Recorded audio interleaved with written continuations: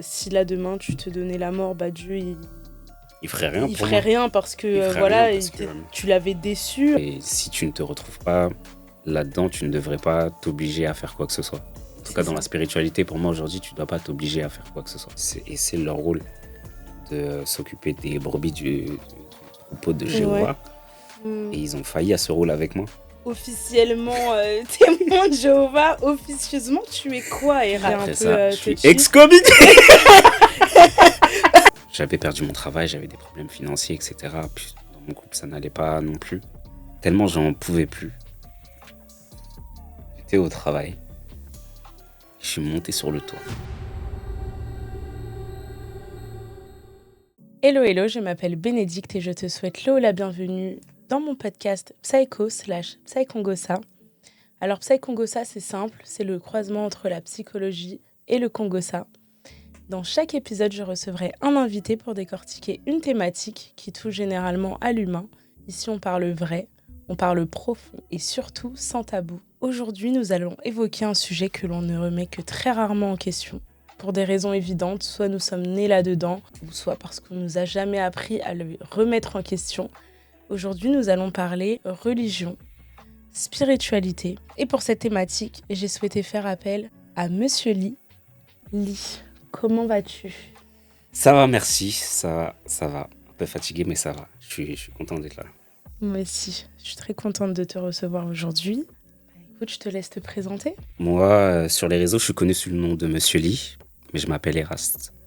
Donc, j'ai 36 ans. Je suis marié, père de 2 enfants, 2 filles. Je suis vidéaste, réalisateur, on peut dire. Durant les dernières années, j'ai plus fait de la réalisation.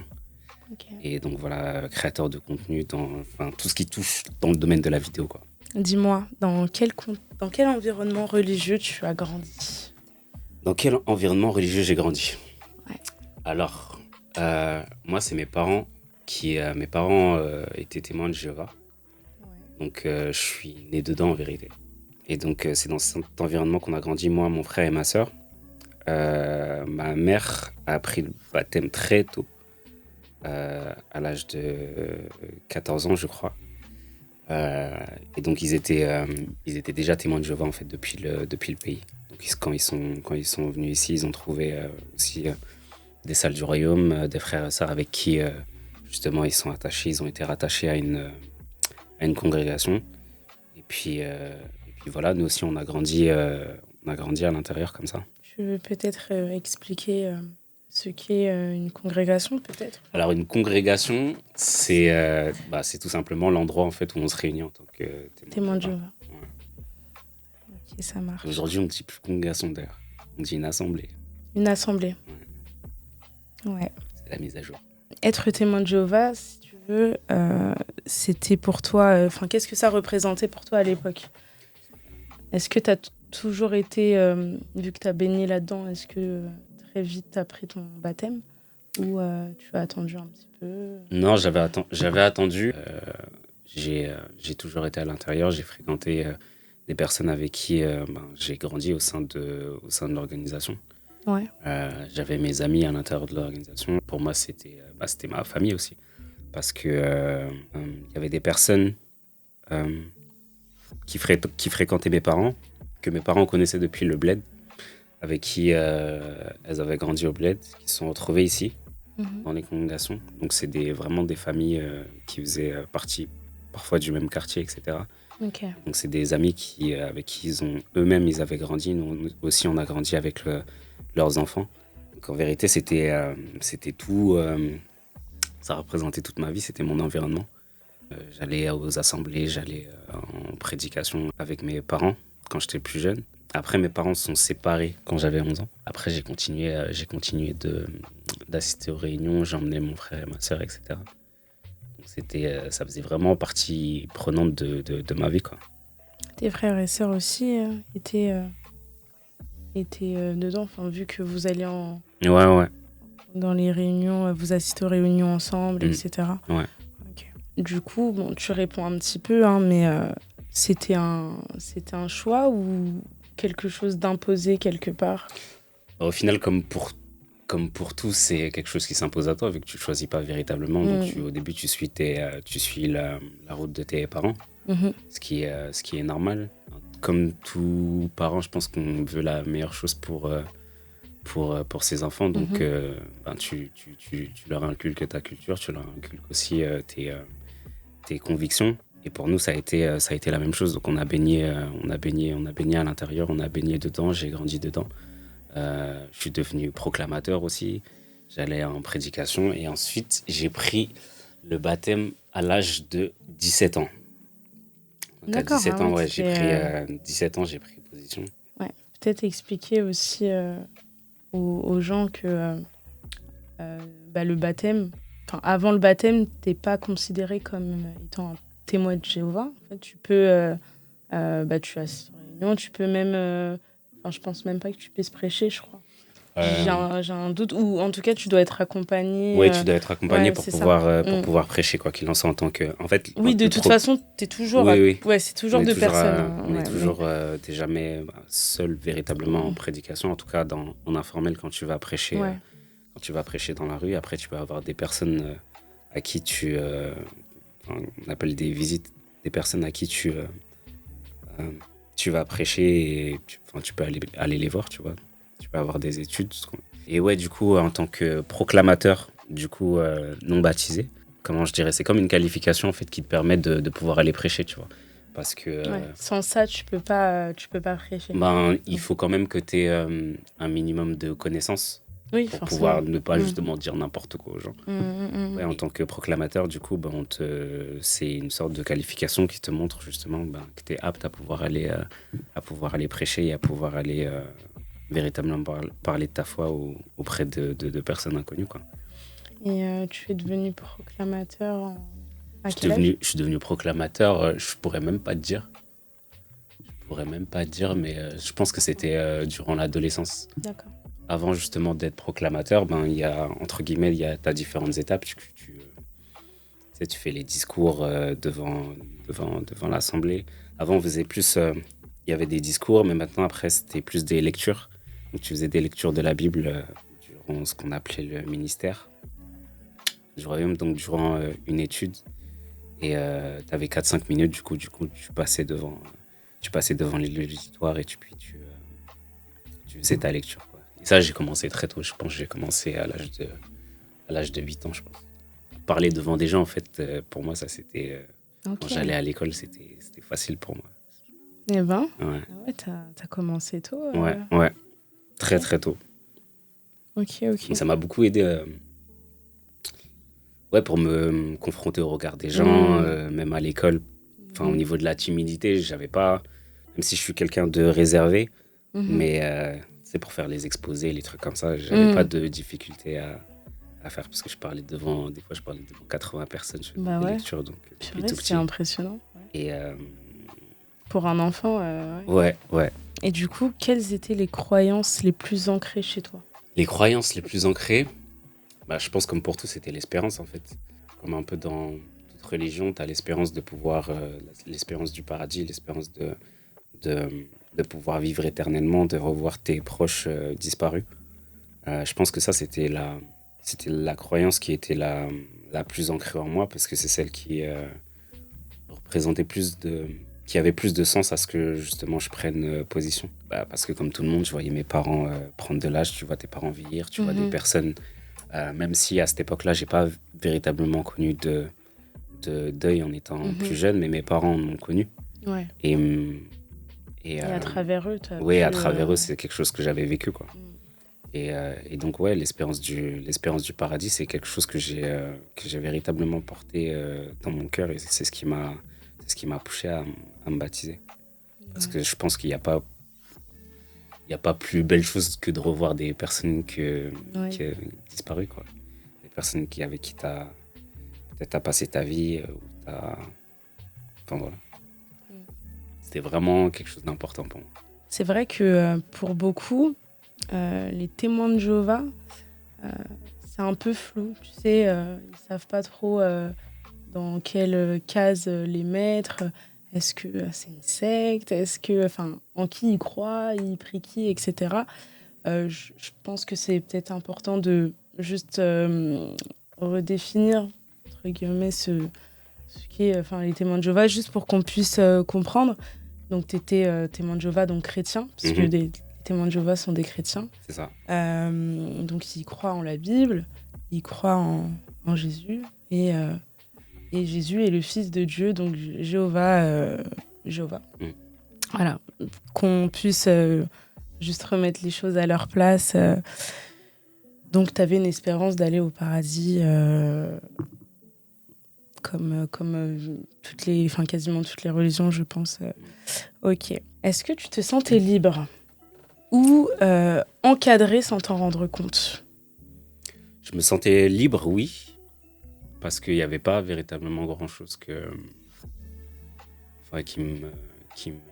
me freinait. Ouais. Tu te sentais libre de faire ce que tu avais envie de faire ? Ouais.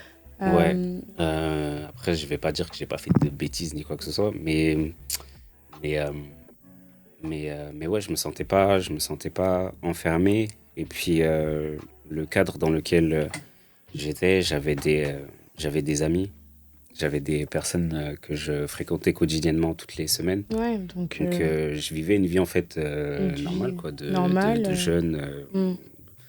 On allait à la salle, on allait prier, on peut sortir, aller au cinéma, etc. En fait, une vie normale. Faire des sorties, voilà, Ouais. Parce que ça aussi, c'est quelque chose qu'on peut entendre j'entends voilà, beaucoup les de choses témoins de sur ça. Jéhovah, ils sortent pas, ils sont... voilà, c'est une secte, ils restent vraiment... Ils restent qu'entre eux. Alors oui, effectivement, les témoins de Jéhovah, généralement...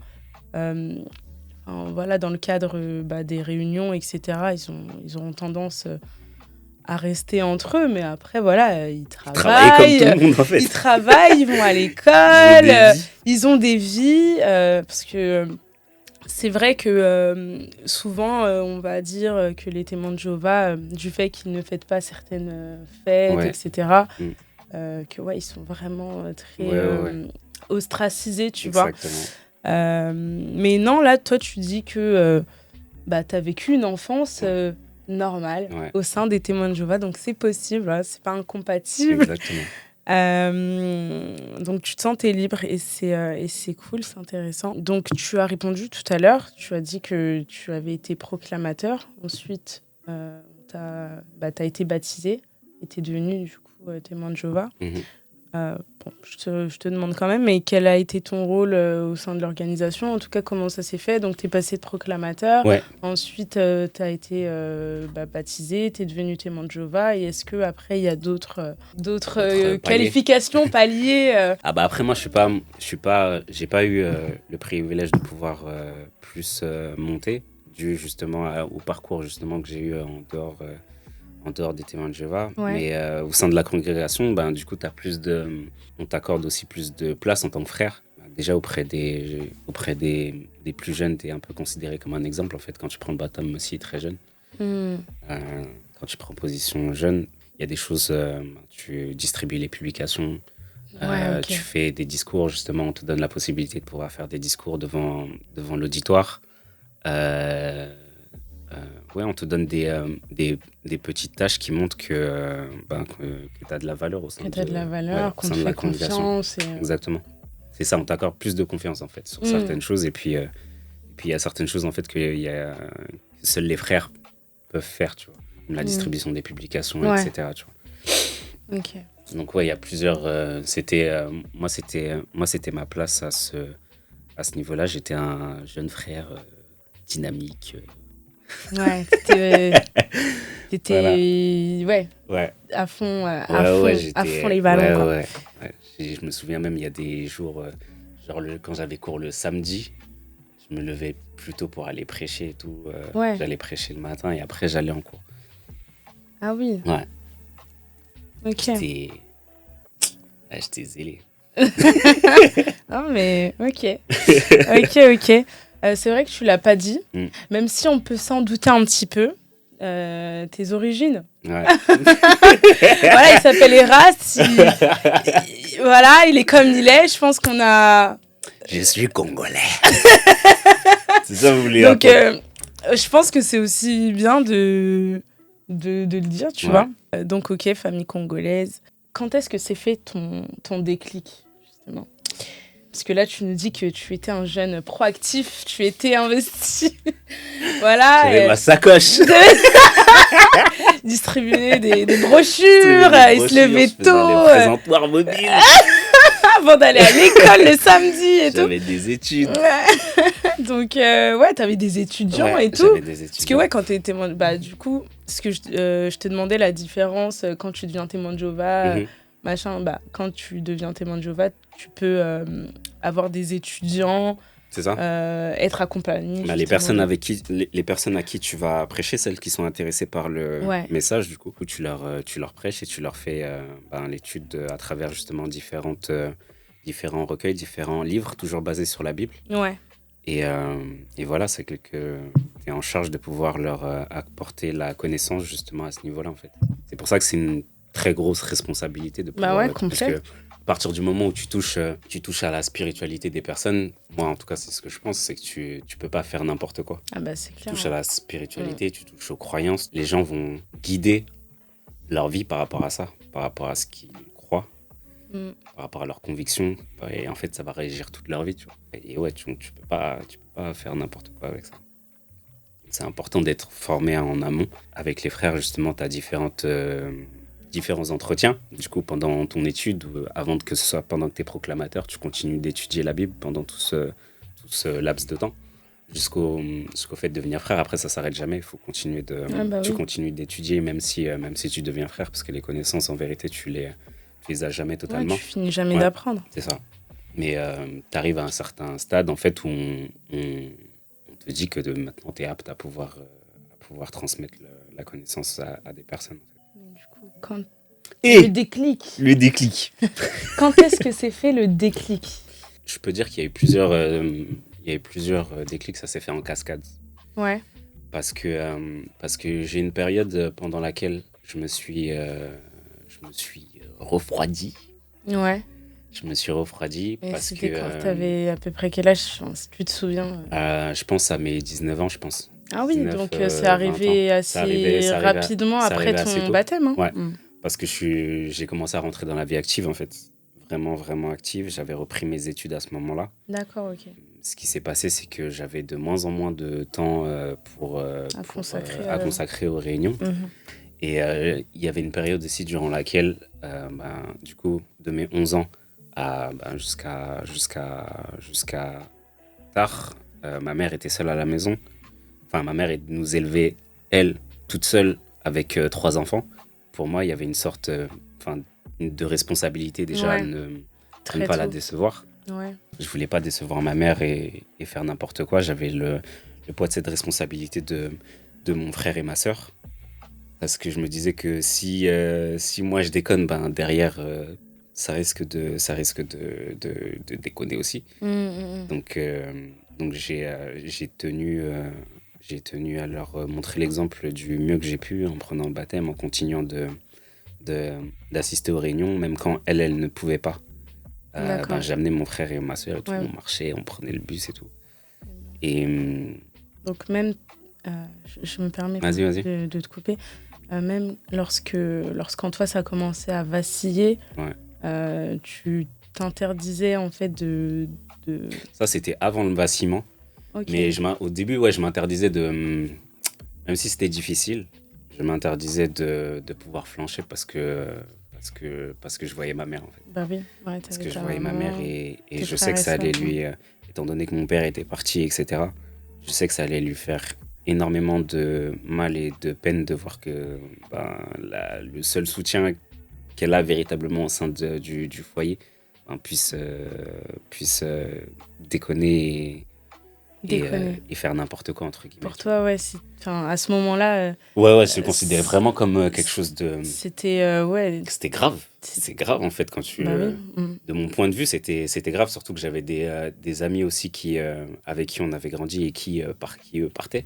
Ouais. Qui ont été excommuniés et tout. Excommunié, ça veut dire qu'on t'es plus frère. Ouais, t'as banni de l'organisation. Voilà, parce qu'ils avaient commis une faute ou un péché, etc. Et j'avais plusieurs amis du coup qui ont des personnes en plus avec qui j'avais grandi, des proches et tout. J'ai des potes qui avaient été excommuniés. Et donc, Et alors, c'était pas prévu, hein, mais j'aimerais aussi qu'on puisse expliquer. Donc, l'excommunication, c'est de se faire bannir de ouais. l'organisation. Enfin, brièvement, qu'est-ce que ça veut dire? Est-ce que ces personnes-là, elles ont le droit de parler avec... C'est une réprimande Ouais, lorsque tu as commis un acte qui ne représente pas Dieu en vérité, lorsque tu commets un péché. Donc, tu as une réunion avec les anciens de la congrégation. Donc, les anciens, c'est les personnes qui sont en charge de pouvoir prendre soin des personnes au sein de la congrégation. Donc, tu as des discussions avec ces personnes-là. Après, au niveau des réprimandes, ça peut aller de différentes manières. Tu peux avoir juste un blâme, tu peux être repris. Et pour les choses les plus graves, du coup, tu as l'excommunication.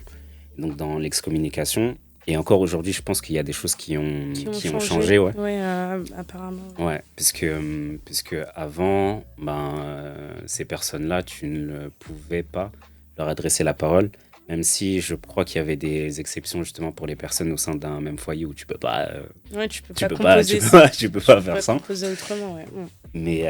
Mais le but justement, c'est de te montrer en vérité qu'au sein de au vu de ce que tu as fait, tu perds quelque chose. Et ça te pousse à tu perds quelque chose et justement ça doit te pousser justement à faire les efforts pour pouvoir revenir. Tu perds la relation avec tes amis. Exactement, avec les frères et sœurs, etc. au sein de la congrégation. Voilà, c'est une famille. Tu peux continuer de venir assister aux réunions, mais tu pourras pas y participer, tu pourras pas répondre, lever la main, etc. Lors des réunions. Mais ouais, donc du coup, j'ai plusieurs personnes dans mon entourage qui commençaient à partir. C'est le début de la vie d'adulte, c'était encore dans l'adolescence, etc. Donc il y a différents pièges de ce côté-là. Et c'est pour ça en fait que c'est vrai que quand tu te baptises jeune, c'est difficile de pouvoir véritablement de pouvoir traverser tout ça. Mais j'avais mes amis, j'avais la foi aussi qui me maintenait. J'avais cette idée de ma mère qui traînait toujours dans ma tête. Donc malgré le fait que même des fois si j'arrivais je sortais du travail et j'arrivais aux réunions, il restait peut-être il restait peut-être 10 minutes. Ou des fois j'arrivais, c'était le moment de la prière. Et on me disait toujours de venir parce que c'était important de voir les efforts justement que je faisais pour Dieu, que je faisais pour Jéhovah. Et Jéhovah m'a voyé mes efforts, même si j'ai pas pu. Voilà. Et donc petit à petit, en fait, ça a commencé dans ce sens-là. Et c'est la période durant laquelle aussi j'avais connu ma femme. Okay. Donc ma femme, elle est pas témoin de Jéhovah. D'accord. Et en fait, quand on a commencé justement la période durant laquelle on a commencé à se fréquenter, ça posait problème justement parce que les unions entre des personnes qui ne sont pas entre guillemets de la même foi sont parfois problématiques, sont même, qu'est-ce que je dis parfois, sont souvent problématiques. C'est toujours problématique. Ouais, c'est souvent toujours problématique dans n'importe quelle confession. Et elle était de quelle confession elle est de quelle confession où elle était? Elle est protestante. Elle est protestante, du coup, ouais. Bon, elle restait chrétienne. Son père était protestant, mais son père, c'était quelqu'un qui était assez ouvert, tu vois. Okay. Il avait l'habitude justement de parler avec les frères quand il venait, il aimait avoir des discussions et tout. Okay. Et elle a jamais véritablement, justement de par son père, été fermée à quoi que ce soit. Okay. Mais de par ce qu'on entend, normal, elle avait des réticences. Oui, des réticences, bien sûr. Par rapport à tout ce qu'on dit, tout ce qu'on disait et ce qu'on dit encore sur les témoins de Jéhovah, je peux la comprendre de son point de vue qui est normal. Et donc, durant cette période-là, elle m'accompagnait aussi aux réunions et on a commencé à lui faire comprendre aussi que que sa relation avec moi devait... comment dire? En fait, qu'elle devait Vous deviez prendre position. prendre Ouais. alors prendre position pour Pour soit pouvoir continuer notre relation. continuer Voilà, ou soit voilà, prendre vos distances. Quoi. exactement. Parce que vous pouviez pas vous fréquenter sans mariage. C'est ça, Et ça, c'est exactement. comme dans il me semble, quasiment toutes les Ouais, ouais. religions, hein, c'est qu'il n'y a pas de relation hors mariage. Exact. Ok. Donc, Exactement. Donc ça a commencé à se passer comme ça. Et puis elle, du coup, elle était dans un état d'esprit où en fait, elle ne voulait pas uniquement se baptiser pour moi, ce que oui. je ne voulais pas aussi. Évident. Même si au fond, je me disais peut-être qu'entre guillemets, ça allait faciliter les choses, etc. Mais aujourd'hui, avec du recul, je me dis qu'elle a pris la bonne décision parce que tu devrais jamais prendre ce genre de décision par rapport à une personne. Ah, mais Ce que je déplore en fait dans n'importe quelle religion, c'est à partir du moment où je vois pas pourquoi on devrait te forcer au vu de ce que pour moi représente Dieu aujourd'hui. On devrait te forcer à adhérer à quoi que ce soit, ouais, tu vois. complet, ça devrait être une démarche totalement Personnelle, ouais. et pas par amour, même si, ok, c'est beau, C'est mais ça. ça n'a pas de sens. Ouais. Et c'est pour ça que je te dis que avant, peut-être qu'au fond de moi, je me disais que ça aurait été plus facile. Après, au fur et à mesure du temps, j'ai compris que non, en fait, elle ne devait pas prendre cette décision juste par rapport à moi. C'était pas quelque chose de juste même pour elle, de pouvoir adhérer à quelque chose que peut-être elle ne se reconnaît pas, parce que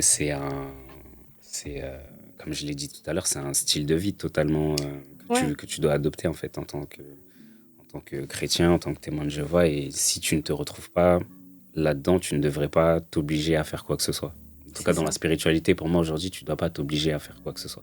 Ça doit venir vraiment de plus largement d'ailleurs. Ouais. Le déclic, tu nous dis que ça a été, on va dire, de manière progressive. Il n'y a pas eu un événement marquant, mais c'est vrai que alors, le fait d'avoir rencontré ta femme au bout d'un moment, elle qui n'était pas témoin de Jéhovah, ou en tout cas qui gravitait pas dans le même milieu que toi, ça a également contribué peut-être enfin, tu me diras si je me trompe, peut-être que j'ai mal compris, mais ça a peut-être contribué à l'éloignement. À l'éloignement, ouais.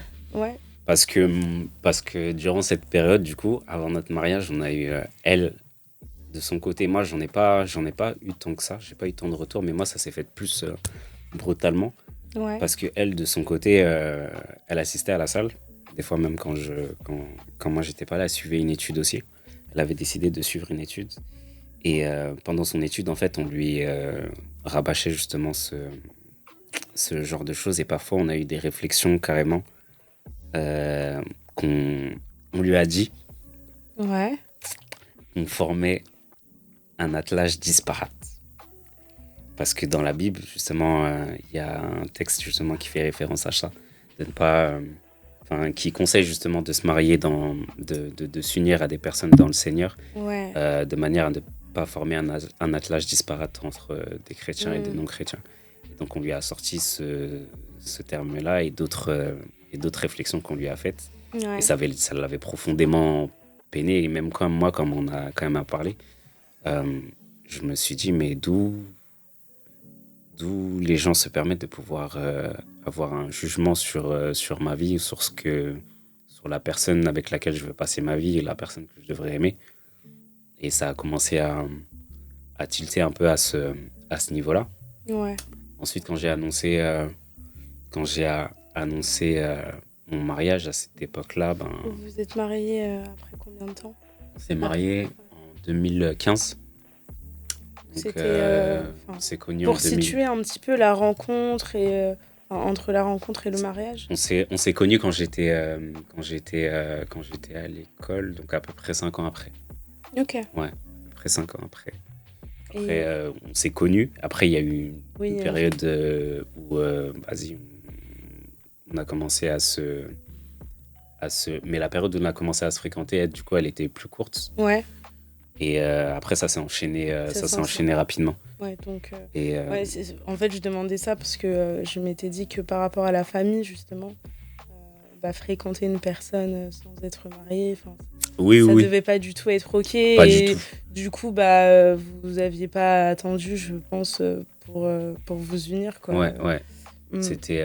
De son ouais, côté comme du tien, parce c'est que ça. vous êtes tous les deux chrétiens, mais vous étiez de confession C'est ça. Et religieuse différente. puis d'un côté comme de l'autre, ben, il y avait des peurs, en fait. Ouais, C'est que ma mère, elle était dans l'état d'esprit où mon fils ne va pas épouser une sœur. Elle, de son côté, tu vas épouser un témoin de Jéhovah. Et puis, si vous avez des enfants, et puis le sang, et puis je sais pas quoi, et puis je sais pas quoi. Donc, il pensait que qu'elle allait plus avoir de contact avec sa famille, etc. Ouais, comme un endoctrinement. Ouais, voilà, ça, quoi. exactement. Exactement. Okay. Et donc, on a décidé de se marier. Et en fait, à mon mariage, j'ai eu aucun de mes amis, tout simplement. Donc, ok, donc toutes les personnes avec lesquelles tu avais pu grandir, en fait, jusqu'à présent, ouais. Personne n'est venu. Je ne vais pas dire personne, parce qu'il y a certaines... Après, il y a certains... c'est plus des amis de la famille, tu vois. Ah, ok. Des amis de la famille, certains qui sont témoins de Jéhovah qui ont décidé quand même aussi de venir, mais c'est plus des amis de mes parents ou des tantes, etc., qui m'ont vu grandir, tu vois. Mais tes amis à toi. Mes amis, les personnes que je considérais vraiment comme mes amis, comme mon frère et ma sœur, ma famille, eh ben, ils ont décidé de pas venir. Et même le culot, le culot, c'est qu'il y a un ancien qui était venu voir ma femme pour lui dire que au vu de la situation, elle comprendra que ses enfants ne pourront pas venir au mariage et tout, alors que je les avais même pas invités. Ok. Je les avais même pas invités de base. Ok. Donc, oui. Et donc, du coup, à ce moment-là, véritablement, ça m'a blessé à un très haut point, parce que je me suis dit que le qualificatif de frère et sœur, pour moi, c'est quelque chose de super important. Si je t'apprenne mon frère et ma sœur, ou mes frères et sœurs, ils ont un rôle très très important dans ma vie. Et si je t'appelle comme ça, ou si on s'appelle comme ça, c'est que véritablement, pour moi, je te considère vraiment comme mon frère et ma sœur. Il y avait toutes ces périodes où à l'adolescence, où on a fait où j'ai fait ma vie, et la période où j'ai commencé à travailler. En plus, à cette époque-là, j'avais beaucoup d'argent et tout. Donc, on faisait des sorties, tout ça, on partait en vacances aussi. Et quand ça s'est arrivé, je me suis rendu compte, petit à petit, quand j'ai commencé à sombrer petit à petit, que les personnes que j'avais autour de moi, elles étaient là dans les bons moments. Mais quand j'ai traversé des épreuves, des moments qui étaient vraiment... où j'étais dans le down, on n'était pas présent. Il y avait personne qui était présent pour moi. Alors que de mon côté, je pense, même si je suis pas le meilleur être humain sur Terre, mais j'ai beaucoup... Après, peut-être que c'est peut-être aussi un de mes défauts, c'est que je donne beaucoup, que ce soit en amitié ou... si je t'aime, je te donne, tu vois. Ce qui m'a fait mal, c'est de ne pas avoir justement eu ce retour justement à ce niveau-là. Après, aujourd'hui, avec du recul, je comprends leur position. Si tu pratiques véritablement ta foi, tu respectes les préceptes, en fait, tu respectes la Bible. Donc, à ce niveau-là, je peux totalement comprendre. Mais sur le au fond de moi, c'est blessant. J'ai beaucoup de mal. Bah oui. J'ai beaucoup de mal à accepter ça. J'ai mis du temps avant de pardonner. Ouais. Parce que pour moi, peu importe, en fait, j'ai grandi avec ces personnes-là. Bah oui, j'ai grandi avec ces personnes-là. On a passé. C'est ta famille, quoi. Enfin, c'était comme ta famille. Ouais, c'est ça. Et le fait de ne pas avoir les personnes les plus importantes, le fait de ne pas avoir des personnes que j'aime durant le jour le plus important pour moi, ça m'a fait quelque chose. Après, je dis pas que j'ai d'autres personnes avec qui, qui étaient aussi, qui était aussi pas pestiféré, mais j'ai un groupe de cousins justement avec qui nos parents ont grandi au sein de l'organisation, qui eux, pour certains, ont pris position, d'autres non, mais bon, ils sont un peu voilà. Et eux, ils étaient présents et je sais que peu importe en fait ce que tu pensais, peu importe ce que tu vis spirituellement, et ben ils ont toujours été là pour moi. Tu vois. Ils ont toujours été là pour moi, ils ont toujours été présents. Lors de la naissance de mes filles, ils étaient là, lors de l'achat de ma maison, enfin bref. Tous les moments importants que j'ai eus dans ma vie, ils ont été là. Et ce qui m'a prouvé que tu peux aller pas au-delà de tes convictions, mais il y a certaines choses auxquelles tu dois véritablement t'accrocher, tu vois. Comme tu dis, il y a certes la religion, mais après, tu as des personnes... la relation que tu entretiens avec ces personnes. Voilà, c'est exactement ça.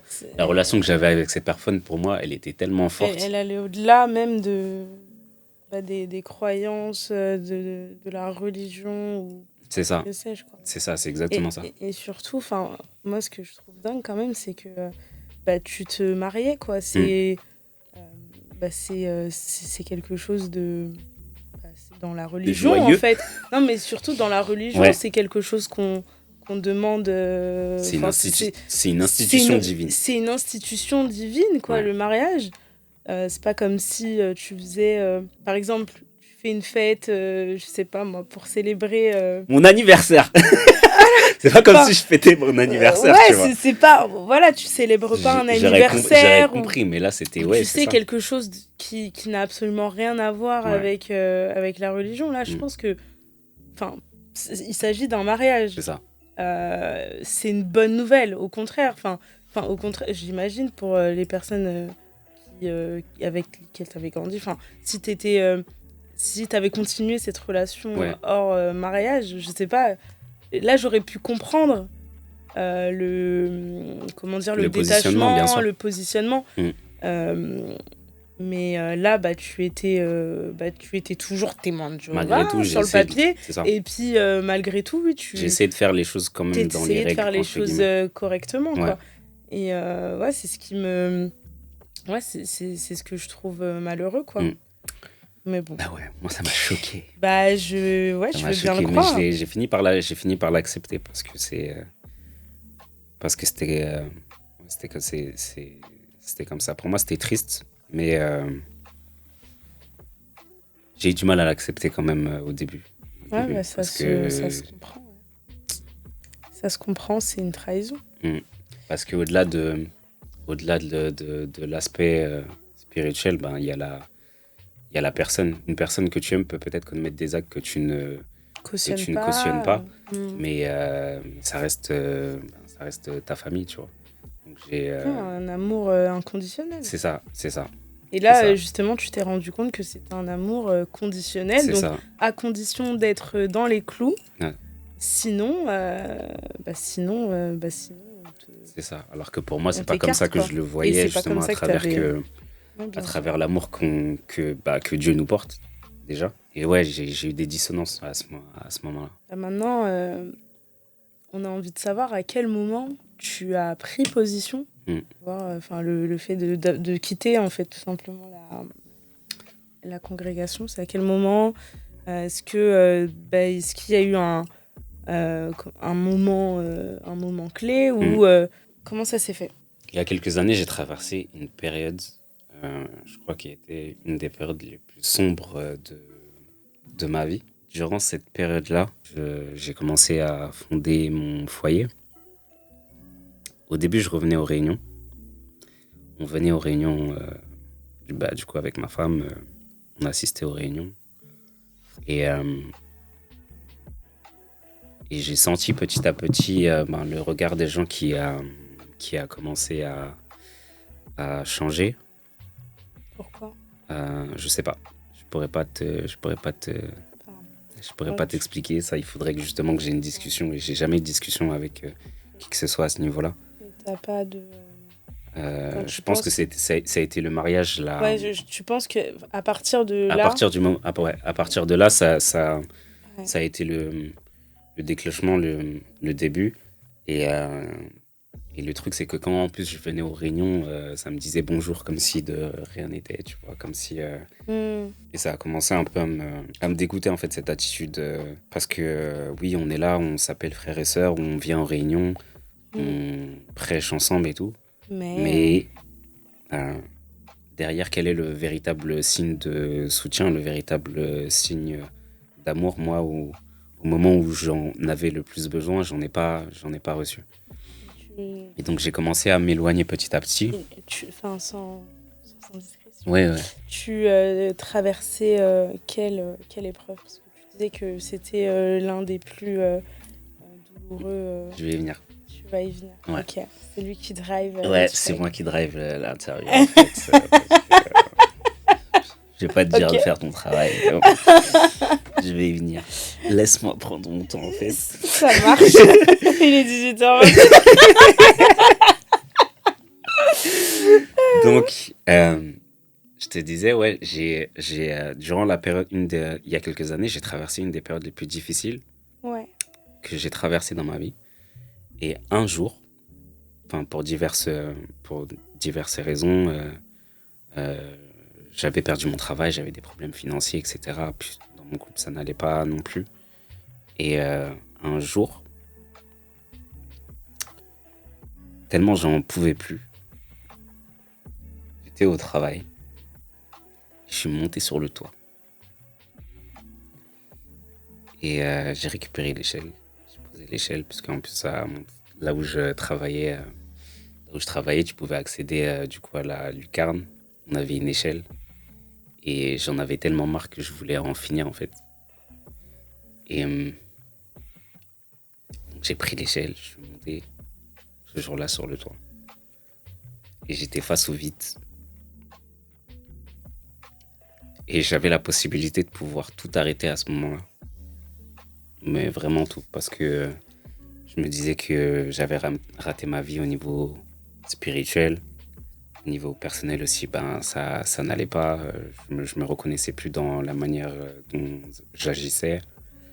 Parce qu'en grandissant, en vérité, j'avais toujours tout réussi. J'avais toujours eu tous les feux verts, tu vois. Tout de la première fois, etc. Et là, je rencontrais mes véritables premières difficultés. Et pour moi, c'était véritablement trop, tu vois. Et donc, j'étais face au vide à ce moment-là. Et je me suis rendu compte que là, même si je saute, il n'y a personne qui va me sauver. Il n'y a personne qui va venir me venir en aide. Il n'y a personne, même Dieu ne pourra pas faire quoi que ce soit. Si je prends le pas de pouvoir... je prends la décision de pouvoir sauter et mettre fin à ma vie. Et ça a été un déclic. Parce que ma relation avec Dieu, à ce moment-là, elle a changé encore plus. Parce que à ce moment-là, j'ai vu Dieu d'une manière différente de celle que je l'avais vue pendant toute ma vie. D'accord, ok. C'est au moment... Ouais. C'est à ce moment-là, quand tu allais mettre fin à tes jours. C'est ça.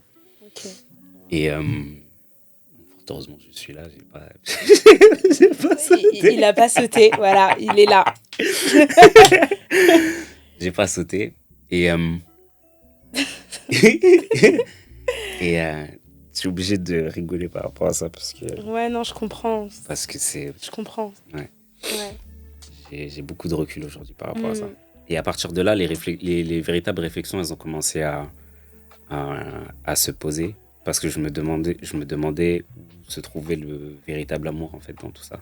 Tu vois. Et là, en tout cas, c'était pas là. C'était pas là où... Que tu... C'était pas là où je pensais. Ouais, voilà.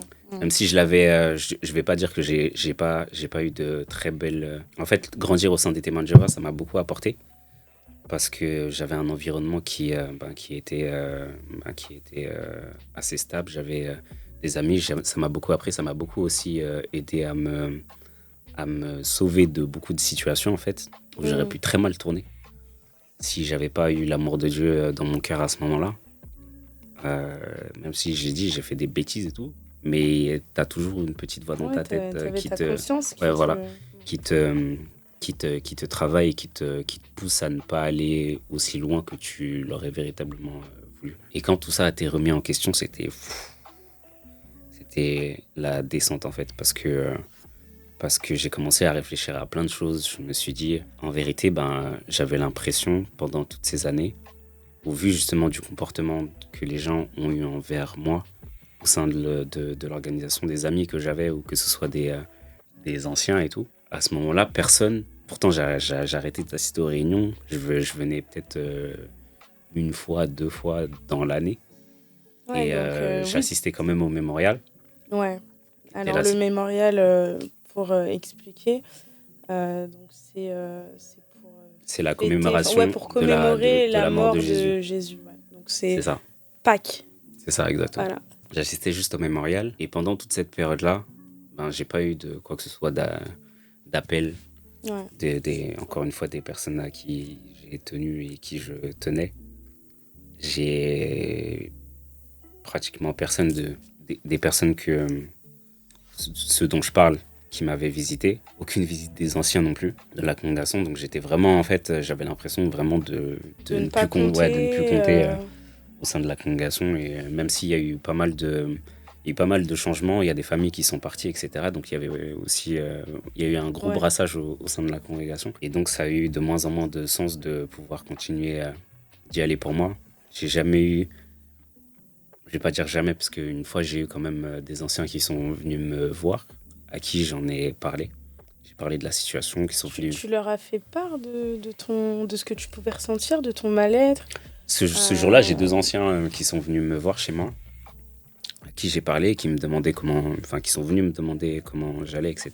Et de tes doutes aussi, parce que Oui. tu avais des doutes. À Est-ce que qui tu leur en as fait part? Ouais, j'ai discuté avec eux et je leur ai fait part justement des quelque chose que j'avais traversé. Après, je voulais pas tout dire parce que je me sentais plus véritablement En confiance. en confiance ni connecté. Mais je leur ai fait part de ma tentative de suicide, etc. Et ils disaient qu'ils n'avaient pas été au courant justement de tout ce que j'avais traversé, de tout ça, qu'ils se sont excusés. Est-ce que ça t'a fait du bien? Ça m'a fait du bien, oui et non. Aujourd'hui, je me dis juste que ça reste des êtres humains. On peut avoir des failles, même si en vérité, c'était leur rôle, et c'est leur rôle de s'occuper des brebis du troupeau de Jéhovah. Ouais. Et ils ont failli à ce rôle avec moi.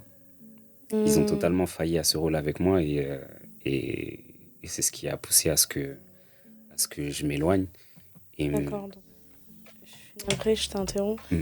Donc là, on comprend que, en fait, ton départ n'a pas été causé, on va dire, par, je sais pas, par l'organisation elle-même. Enfin, Ouais, en tout ouais. cas, par la religion. Il n'y a rien de... Comment dire, c'est pas des incohérences, par Non, exemple, non. que tu aurais soulevées ou Ça, des choses comme ça. Ça, c'était après. C'est venu après. En fait, ce qui a vraiment déclenché cette cassure, cette friction, c'est l'attitude L'attitude et la relation la avec, relation qui s'est dégradée avec mes frères et sœurs. avec tes frères et sœurs et ouais, enfin la relation qui s'est dégradée en fait. C'est ça qui a déclenché poussé vers la sortie petit à petit. voilà, qui a déclenché ton départ. Ok. Du coup, maintenant que tu es, on va dire, que tu t'es éloigné, tu leur en as fait part, enfin, tu leur as fait part de ta déception, de ce que tu traversais, etc. Ils se sont excusés, mais après, qu'est-ce qui s'est passé et en fait, ce que j'aimerais savoir, c'est à quel moment, parce que là, tu disais que tu continuais quand même à y aller de manière, c'était ponctuel, mais ouais, très très ponctuel. Et après, ouais, tu y allais un peu quand même. Ça veut dire que j'imagine que tu croyais encore, en tout cas, en la Bible, en tout ça. Donc pour toi, tu avais juste fait le choix en fait de t'éloigner. Et je me dis qu'à ce moment-là, tu savais que c'était la bonne voie, juste que toi, t'avais fait le choix de ne plus suivre cette voie-là. Donc toi, intérieurement, je pense que ça a contribué aussi à ton mal-être et à ton mal-être et à la dépression, parce que bon, t'en es venu à mettre fin à tes jours, mais en gros, tu t'es dit que voilà, spirituellement, t'étais plus... si là, demain, tu te donnais la mort, bah Dieu, il ferait rien il pour ferait moi. rien parce que voilà, tu l'avais déçu, en fait. Donc, t'étais un peu dans ce truc de... Je suis dans une religion, malheureusement, je me comporte pas en bon chrétien. En bon témoin de Jéhovah, en bon chrétien. Là, on comprend que tout ça, c'était pas dû à un manque de foi, mais plus, en fait, t'as pas eu de soutien, c'est ça. donc t'es parti. C'était pas par rapport à... C'est pas la religion elle-même. c'est pas la religion elle-même, c'est pas par rapport à ma foi, parce que aujourd'hui, la foi, je l'ai toujours, mais de manière... Enfin, je vois les choses, je vois la spiritualité de manière différente. Mais c'est plus les relations que j'ai eues avec les personnes avec qui j'ai passé la majeure partie de mon temps. Et les personnes qui étaient aussi censées nous guider, nous encadrer. Et le sentiment que j'ai eu, c'est que je me sentais traité comme un projet. Tant que j'étais là et tant que entre guillemets, j'étais présent et que je respectais les directives données par la Bible, etc., entre guillemets, ça ne posait pas de problème. Quand j'ai commencé à m'éloigner petit à petit, j'ai pas reçu ce soutien, mais on me contactait et on prenait des nouvelles de moi que lorsque, par exemple, la période du mémorial approchait. Tu vois. Comme là, dernièrement, il y a eu le mémorial il y a quelques semaines. Et depuis, j'avais pas reçu d'appel d'ancien ni quoi que ce soit. Et à une semaine, je crois, du mémorial, moi et ma femme, d'ailleurs, elle a reçu aussi un appel d'un frère qui me demandait comment j'allais. En plus, aujourd'hui, la situation, elle est encore plus difficile parce que ma mère aussi est souffrante. Et ça me fait mal, en fait. Ça me fait mal de me dire que, en fait, oui, tu prends des nouvelles de moi, mais juste... Pour me convier au mémorial, c'est tout, quoi. Au mémorial, alors que au-delà de la religion, et là je parle vraiment de l'aspect religion dans son ensemble, et il y a les relations humaines, en fait. Ce qui nous pousse à aller prêcher, ce qui nous pousse à aller vers les gens et à leur parler de notre foi, c'est parce tu les aimes, et que tu veux leur donner le message, que tu veux qu'ils soient sauvés, qu'ils reçoivent justement les bénédictions de ce en quoi tu crois. Et c'est pour ça que pour moi, la relation que tu as avec les gens, elle est aussi importante, en fait, que le fait de pouvoir venir aux réunions, le fait de... Et ça a même, je pense, plus d'impact qu'une personne qui continue entre guillemets, de te fréquenter, même si tu n'as peut-être pas la possibilité de pouvoir venir aux réunions, qui prend des nouvelles de toi. Tu continues, en fait, d'alimenter la relation. Tu prouves à cette personne qu'elle compte pour toi et que tu l'aimes. Et moi, j'ai pas eu tout ça. Vu que t'as pas eu tout ça, j'ai pas eu tout ça, et c'est pour ça que j'ai l'impression juste d'être comme un projet, un dossier. Au moment du mémorial, là, on va rechercher les personnes. Lui, il est pas venu depuis longtemps. Il date. Ça fait un moment.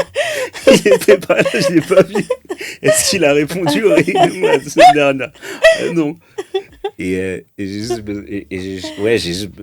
juste ce sentiment-là d'être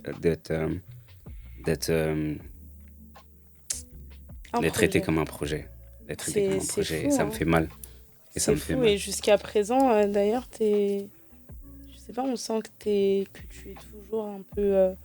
oui, ça me touche. Oui, un peu touché par... Ça me touche parce que j'ai passé la majeure partie de ma vie, en fait, avec ces gens-là. J'ai commencé... un truc même qui est ouf, c'est que j'ai commencé véritablement à vivre, je dirais, entre guillemets, pour moi, à partir de l'âge de mes 30 ans. Parce que c'est la période, justement, où j'ai pris vraiment la décision de tout couper.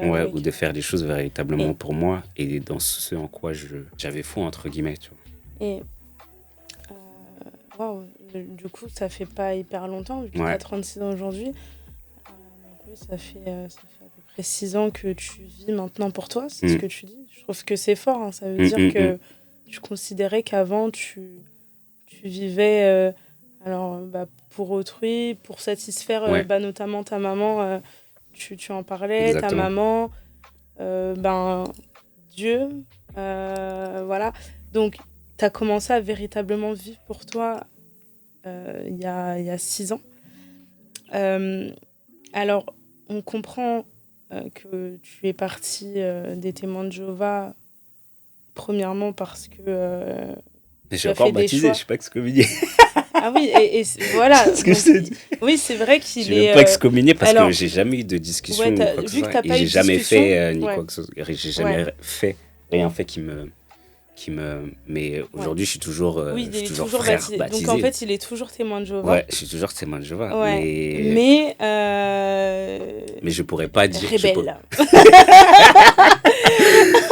Mais il y avait quelque chose qu'un ancien il m'avait dit quand il me faisait l'étude. Il m'avait dit, si tu sais que l'attitude que tu as ne reflète pas celle d'un chrétien, eh ben, dis pas que t'es témoin de Jéhovah, tu vois. C'est pour ça que aujourd'hui, je m'en cache pas, je suis encore baptisé ni quoi que ce soit, même si j'ai de moins en moins de contact avec les personnes de l'organisation. Mais je pourrais pas dire, même si je suis encore baptisé aujourd'hui, que tu es témoin de Jéhovah. Parce que tu n'incarnes plus. Voilà. J'incarne plus, dans ma vie en tout cas, ça n'incarne plus ce que représente être témoin de Jéhovah. C'est important aussi de le préciser. Mais du coup, Eraste, oui. Tu es officiellement témoin de Jéhovah. Officieusement, tu es quoi, Eraste? Je sers le diable dans Bah, si tu sers pas Dieu, les gens te diront mais tu sers le diable. Non, mais plus sérieusement, comment tu te définis aujourd'hui? Comment je me définis? Je me définis comme une personne spirituelle. Ouais. Alors, parce que je pense que... Je vais t'interrompre, je suis navrée. C'est quoi pour toi la différence entre la spiritualité et la religion? Donc être spirituel et être religieux. La spiritualité, pour moi, c'est un état. C'est ce que tu es et c'est ta relation avec Dieu.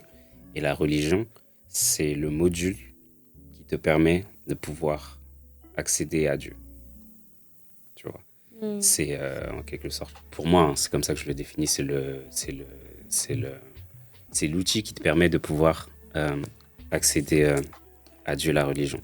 Et moi, j'ai compris aujourd'hui que dans ma relation que j'ai avec Dieu, j'avais pas forcément besoin de ça au vu justement de la manière dont j'ai été traité, la manière dont on m'a traité. Là, je parle en tant que c'est vraiment un ressenti personnel. Ouais, hyper.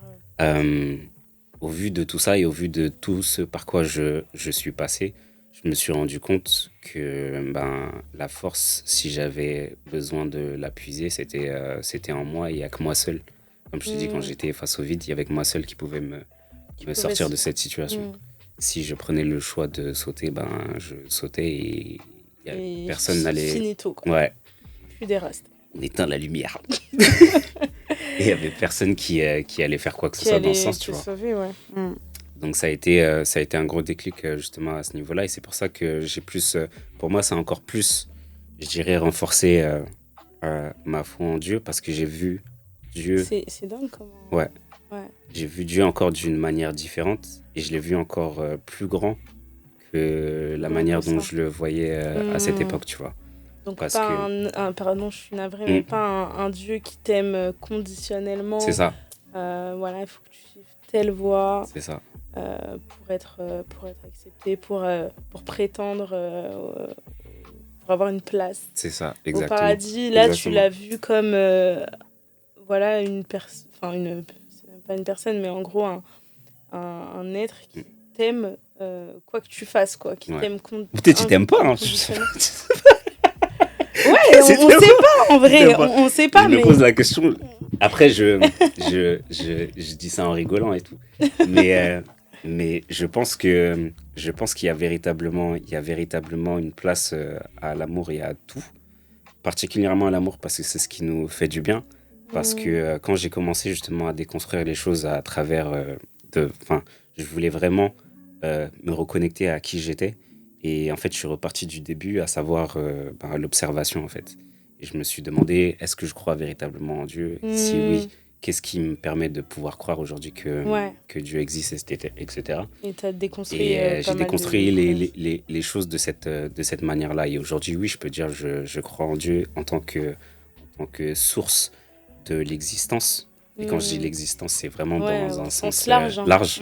Il y a des choses pour moi qui font sens. Par exemple, en fait, l'existence des sentiments me prouve que Dieu existe. Parce que ça n'a aucun sens, en fait. L'existence des sentiments, on pourrait totalement vivre. On pourrait vivre... sans ressentir quoi que ce soit, juste en mangeant, dépourvu de sentiments, etc. Et le fait qu'il y ait l'existence de ça, ça me prouve qu'il y a quand même une intelligence derrière ce truc-là, tu vois. Que ce soit l'amour, la haine, etc. Ouais, et pour une moi, intelligence divine, quoi. C'est ça. Pour moi, Dieu, aujourd'hui, c'est la source de l'existence et c'est lui qui est à l'origine de tout. Et à partir du moment où il est à l'origine de tout. Et c'est là que ça grandit encore l'image que j'ai de Dieu. Parce que pour moi, aujourd'hui, dans la religion, l'image qu'on a de Dieu, elle est un peu réductrice dans le sens où on dit que Dieu est amour et tu as l'impression qu'il est que amour. Mais en fait, non. Si on te dit que rien n'existe en dehors de sa volonté, ça veut tout dire. Et en fait, c'est comme si ils avaient personnifié Dieu, tu vois. Il y a beaucoup c'était une personne. C'est ça, il y a beaucoup d'anthropomorphisme dans la religion. Et quand tu dis qu'ils ont une vision un peu d'un Dieu... c'est une vision réductrice. Ouais, clairement, comme s'il l'avait réduit à un humain. Tu vois, comme s'il était... Parce qu'il y a beaucoup de choses et de comportements qui... Il se met en colère, un Dieu jaloux, un Dieu ci, un Dieu ça. Comme un être humain, quoi. C'est ça. C'est ça. Faudrait qu'on fasse un épisode partie 2. Ouais, parce que c'est hyper intéressant. Ouais. Oui, c'est trop intéressant. Ce qu'on vient de se dire, là. C'est trop intéressant.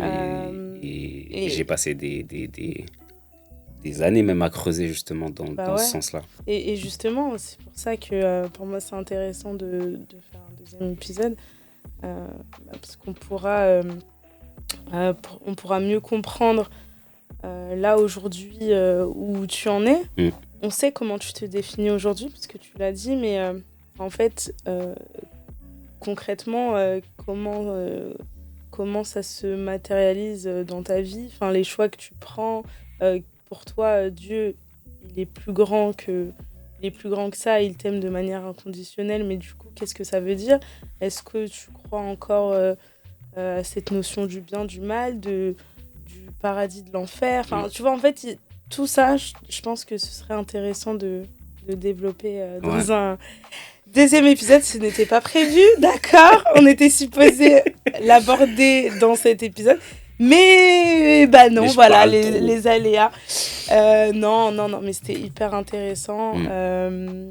C'est hyper intéressant. En tout cas, je te remercie. Merci à toi. De t'être livré comme ça. Je sais que c'était pas hyper évident. Vous doutez bien, c'est un sujet après un ça, peu je suis touchy. excommunié. Partie 2. Bon, entre-temps... Entre-temps, voilà, voilà, on plaisante, mais plaisante pas. Plaisante, mais on sait pas. Déjà, je voulais te remercier, merci de m'avoir donné la possibilité de pouvoir m'exprimer. C'était très très important pour moi de le faire. Je t'ai dit, j'ai pas eu la possibilité de pouvoir m'exprimer sur ce truc-là et qu'on m'interroge surtout sur mes convictions et sur ce en quoi sur la manière dont je me sens par rapport à tout ça. Parce que c'est une chose qui a régi toute ma vie, qui régit encore ma vie, puisque c'est quelque chose au-delà de ça qui me passionne, la création, le monde, etc. C'est quelque chose qui a toujours orienté ma curiosité. Et aujourd'hui, on a parlé des témoins de Jéhovah, on a parlé de la religion, de mon ressenti. Et je voulais mettre l'accent aussi sur le fait que je sais pas si y a des gens qui se sont sentis dénigrés ou quoi que ce soit, mais c'était pas mon... Ouais, alors... J'ai donné mon ressenti, mais... J'ai pas fait mon... C'est pas grave. Mais que chacun devait être en mesure de pouvoir ressentir les choses telles qu'elle les ressent. Même si aujourd'hui mon point de vue est différent par rapport à la religion, je pense sincèrement qu'il y a des personnes qui en ont besoin. Je pense qu'il y a des personnes qui ont besoin de pouvoir avoir ce canal pour leur permettre de pouvoir avoir une relation avec Dieu, parce que je pense que euh, au-delà de ça, je pense que ce sont des choses qui nous font du bien et qu'on devrait, quoi qu'il en soit, continuer à pouvoir appliquer et faire des choses qui nous font du bien, tout simplement. Ok. Et ouais, c'était quelque chose que je voulais rajouter. Merci encore à toi de t'être livré. Merci. Merci de m'avoir donné la parole. Parce que Ouais. jusqu'à maintenant, personne ne m'avait demandé. Même pas les anciens, wesh. Les anciens. Ah, punaise. Dinguerie. Fallait que ce soit Béné soit là pour me donner la parole. Finalement. Finalement. Non, mais merci. Je trouve que c'était quelque chose que j'avais envie de faire depuis longtemps. Ouais. Et je me suis senti en confiance justement de le faire. Je me suis senti en confiance de le faire ici. Parce que j'aurais pas accepté de le faire dans Ailleurs. d'autres circonstances. Je Ouais. suis touchée. Ouais. Je suis vraiment touchée. En tout cas, je vous remercie d'avoir écouté jusqu'au bout, d'avoir regardé ce premier épisode filmé, mais 3e épisode en réalité, parce qu'il y a 2 précédents épisodes qui sont disponibles sur toutes les plateformes d'écoute. Je vous laisse regarder. De toute façon, tout sera en barre de description. Il y aura un 2e épisode du coup avec Erast et on parlera de lui maintenant, de ses nouvelles croyances, De l'évolution de mes croyances. de l'évolution de ses croyances effectivement. J'ai pas, ouais, c'est clairement ça. Je vous souhaite une excellente journée, une excellente soirée, tout dépendra à l'heure à laquelle vous nous regarderez ou vous nous écouterez. Et je vous dis à très vite. Ciao ciao.